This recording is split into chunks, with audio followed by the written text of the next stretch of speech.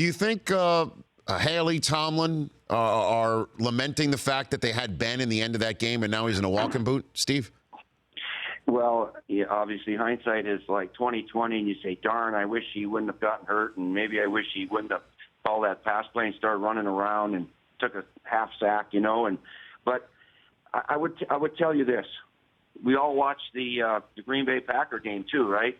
And the Packers were blowing out the Giants, and Aaron Rodgers was in the game. They finished the games, and that's what they do. So when a coach says, "All right, you're finishing this game," that's when the quarterback has to protect himself.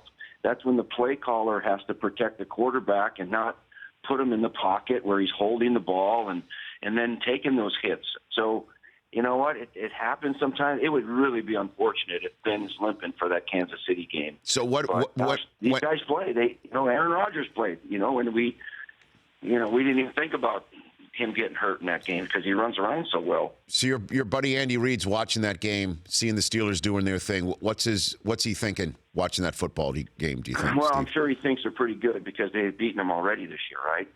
And so, but Andy Reid's team is playing very well right now. Andy Reid is, 19-2 after a bye? Rich, think about that. And they had the bye. They got freshened up. When he has 2 weeks to prepare for somebody, he's unbelievable. So that's going to be, plus, in Kansas City, that's going to be a heck of a game. And if any, these two teams, Pittsburgh or Kansas City, they will have a shot to beat the Patriots. Houston does not have a shot, but Kansas City and Pittsburgh would have a shot to beat the Patriots. But let's see who wins this one. It's going to be a doozy. How does it match up, first blush? Well, when the Killer Bees are all together, my God.